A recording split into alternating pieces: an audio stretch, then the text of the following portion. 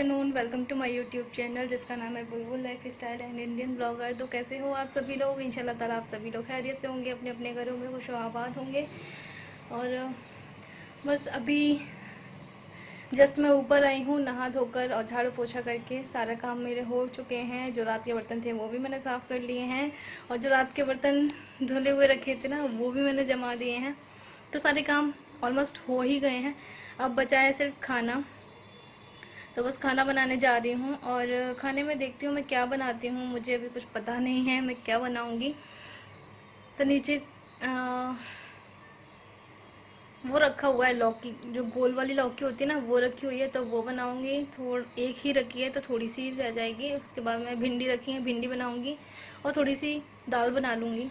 तो बस हो जाएगा खाना तैयार। और बस नीचे का सारा काम करने के बाद मैं ऊपर आ गई थी सफाई करने के लिए। तो झाड़ू पोछा यहाँ का भी हो गया, और मुझे कपड़े धोने थे तो वो भी मुझे धोने हैं, तो वो मैंने सारे इकट्ठे करके रख लिए हैं अभी। तो पहले यही सारे काम करने थे मुझे, और बस हाँ, ये सब कुछ करने के बाद मैं चली गई थी नहाने के लिए। तो नहा के भी आ चुकी हूँ, और अभी मैंने फेस पर अपने कुछ भी नहीं लगाया है।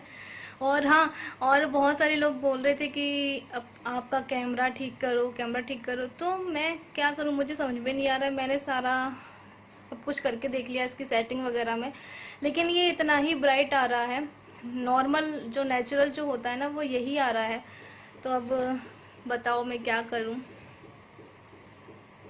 क्योंकि मैंने कोई भी अभी फ़िल्टर नहीं लगाया है इसमें। सिर्फ जो भी है नॉर्मल नेचुरल जैसा ही है इसमें। सब मैंने देख लिया है सेटिंग में जाके कैसे क्या हो रहा है, क्योंकि बहुत ज़्यादा ब्राइट लग रहा है। मुझे भी लग रहा है ये बहुत ज़्यादा ब्राइट। तो कल जो मैंने मेकअप की वीडियो बनाई थी ना, तो उसमें मेकअप तो दिख ही नहीं रहा था, ब्राइटनेस ज़्यादा दिख रही थी। तो वो मुझे भी नहीं अच्छा लग रहा था। जो देखो, जो चीज़ रियल होती है क्लियरिटी उसमें ही दिखाई देती है ना।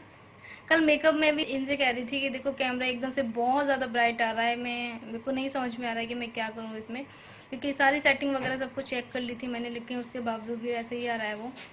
लेकिन चलो ठीक है। और बस नहाने के बाद अभी मैं जा रही हूँ खाना बनाने के लिए। तो बस यही सारी चीज़ें बनाऊँगी। ठीक है, फिर मिलते हैं आप लोगों से थोड़ी देर में।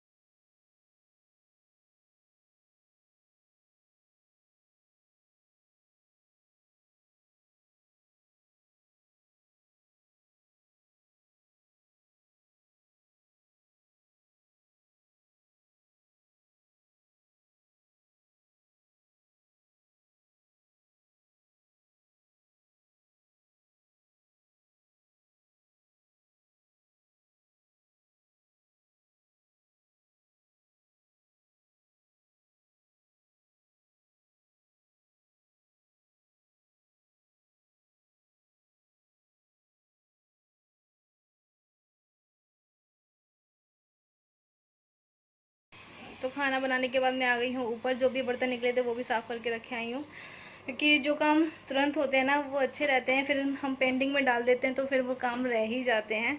और मैं ज़्यादा से ज़्यादा यही सोचती हूँ कि मैं सारे काम एक साथ में ही कर लूँ, ताकि जो आगे के लिए पेंडिंग ना छोड़ूँ। क्योंकि फिर मैं आलसी बहुत हूँ, मैं आलस कर जाती हूँ, फिर मुझे ध्यान नहीं रहता है कि मैंने क्या काम छोड़ा है और क्या नहीं।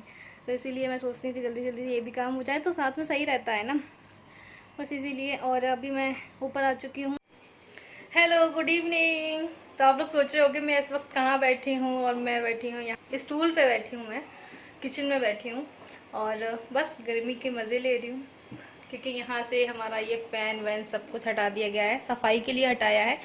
और यहाँ पे जो एडजस्ट फैन लगा हुआ था ना इधर साइड, नहीं दिख रहा होगा आप लोगों को। हाँ, यहाँ यहाँ साइड हमारा जो एडजस्ट फैन लगा हुआ था ना वो भी हटा दिया है सफाई के लिए। वो भी बहुत गंदा हो रहा था।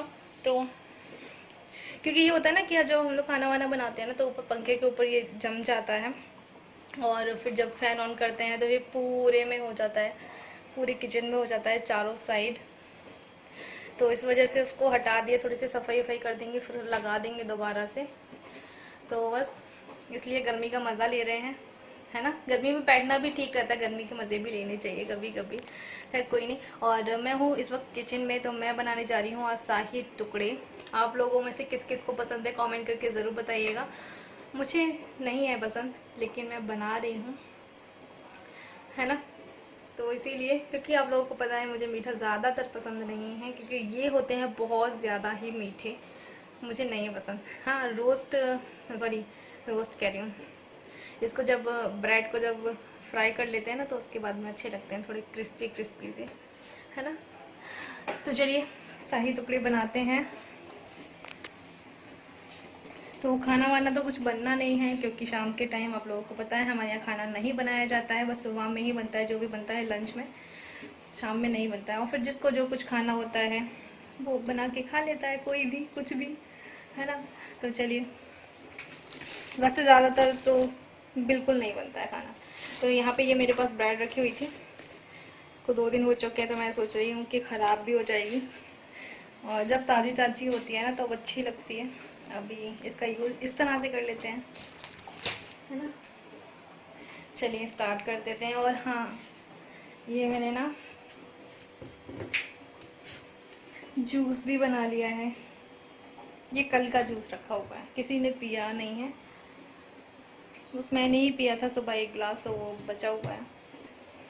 चलिए, और हाँ एक और चीज़ मैं आप लोगों को दिखाऊं, एक चीज़ मुझे ये बताना, ये ऑरेंज है या फिर मौसम्बी हैं। ये बैक कैमरे से दिखाती हूँ आप लोगों को। हाँ जी, तो ये है वो चीज़ जो मैं आप लोगों को दिखाना चाह रही थी। अब आप लोग ये बताइए मुझे कि ये ऑरेंज है या मौसमी है, क्योंकि दिखने में तो मुझे बिल्कुल ऑरेंज दिख रहे हैं, लेकिन जब मैंने इसको खाया था ना, तो ये अंदर से मौसम्बी निकला था, ऑरेंज नहीं था। तो मतलब कुछ कुछ ख़राब जैसे भी आए हैं, ऐसे हो रहे हैं सुकड़ू सुकड़ू से। हाँ मतलब एकदम ताज़ी वाले नहीं है, एकदम सुकड़ू सुकड़ू से हो रहे हैं। यहाँ पे 2-3 दिन हो गया है इनको रखे हुए। तो ये लेकर आए थे ना, तो मैं कह रही थी देखो ये कैसे लग रहे हैं, ऑरेंज लेके आया हूँ। ये मुझसे बोल रहे थे कि मैं तुम्हारे लिए ऑरेंज लेके आया हूँ, तुम्हें पसंद है ना, इसीलिए। तो मैंने कहा चलो ठीक है देखते हैं।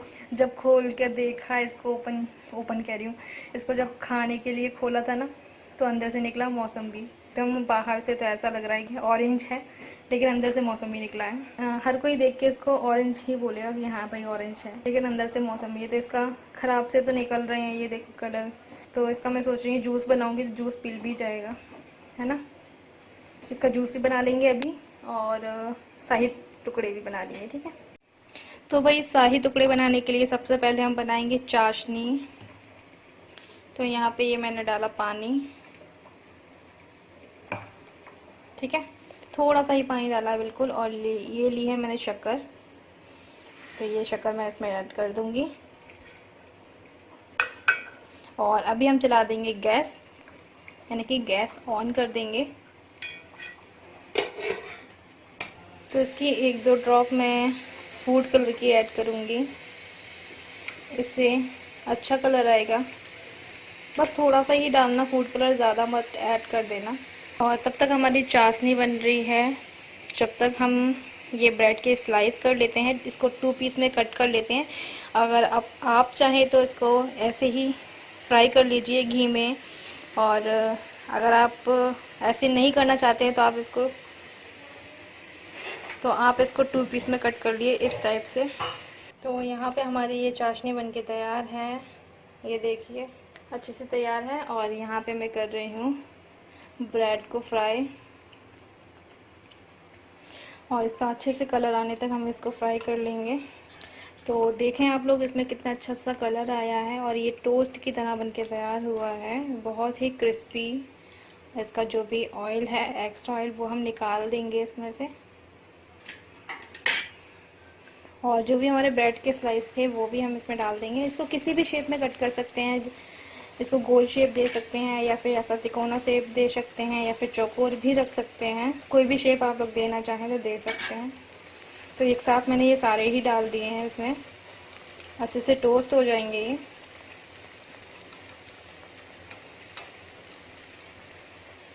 तो मैंने इनको निकालने के लिए ये चिमटा लिया है, इससे बहुत अच्छे से निकल भी जाते हैं।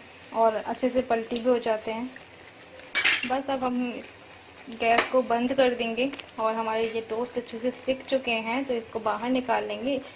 इसमें आप लोगों को ये ख्याल रखना है कि आप इसमें ये जो कलर है इसका वो आप कैसा चाहते हैं, ज़्यादा डार्क चाहते हैं या फिर लाइट भी चाहते हैं। बस इस तरह से मैं एक एक करके सारे टोस्ट को निकाल लूँगी। और ये लीजिए हमारे मोबाइल का फ्लैश भी बंद हो चुका है।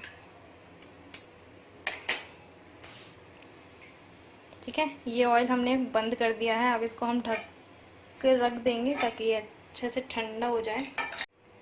तो बस अभी हमें क्या करना है कि ये जो हमने चाशनी बनाई थी इस ब्रेड को इसमें डिप कर देना है।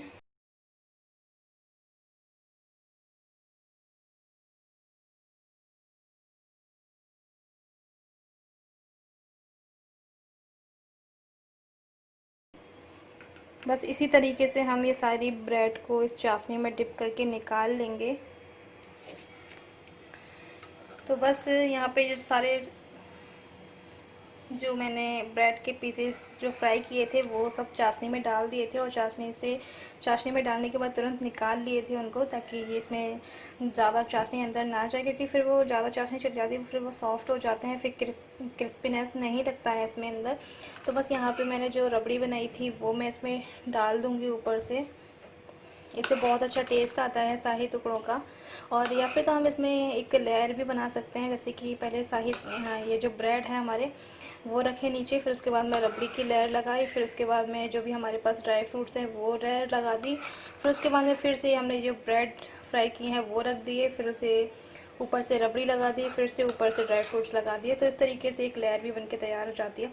तो वो भी बहुत अच्छे लगते हैं डिज़र्ट, लेकिन हमें तो थोड़े से ही बनाने थे। तो बस यहाँ पे मैंने ये सारे रबड़ी यहाँ पे लगा दूँगी इसके ऊपर। तो ये सारी रबड़ी इसके ऊपर लग चुकी है और अभी मैं थोड़े से ड्राई फ्रूट्स डालूँगी इसके ऊपर। तो यहाँ पे मेरे पास ये थोड़ी सी गरी किसी हुई रखी थी, उसमें ये ड्राई फ्रूट्स डले हुए रखे थे, तो उसमें वही डाल रही हूँ।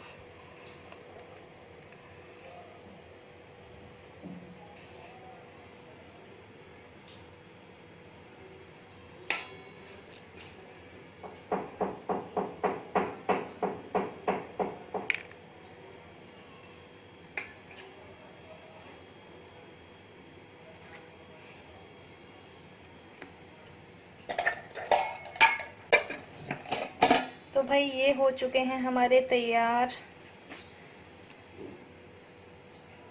शाही टुकड़े, और खाने में बहुत ज़्यादा टेस्टी लगते हैं। जब हम लोग छोटे छोटे से थे ना अभी तक ईद पे हमारी मम्मी हमेशा यही वाले शाही टुकड़े बनाती थी, तो बहुत ज़्यादा यमी लगते थे।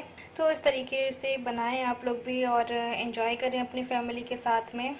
और आज है फादर्स डे, तो आप सभी के फादर्स को और मेरे पापा को, मेरे ससुर जी को, सबको हैप्पी फादर्स डे। और आज मुझे मेरे पापा की बहुत याद आ गई। और माँ के ऊपर तो सभी लोग कुछ ना कुछ लाइन लिखते हैं, लेकिन पापा के ऊपर बहुत ही कमी से कुछ लिखा जाता है। तो सभी फादर्स के लिए मैं कुछ सुनाना चाहती हूँ जो अपनी बेटियों से इतना प्यार करते हैं। और मेरे ससुर जी, मेरे पापा, सभी के लिए, सभी के फादर्स के लिए है कुछ लाइन, तो वो मैं सुनाना चाह रही हूँ। पापा, आप हो तो दुनिया की हर खुशी है मेरी, आप ही के कदमों में जन्नत है मेरी, आपके साए में दुनिया महफूज है मेरी, दुनिया के इस भीड़ में आपको ही ढूंढती हैं नज़रें मेरी, आपके बिना क्या ज़िंदगी है मेरी, आप हो तो दुनिया की हर खुशी है।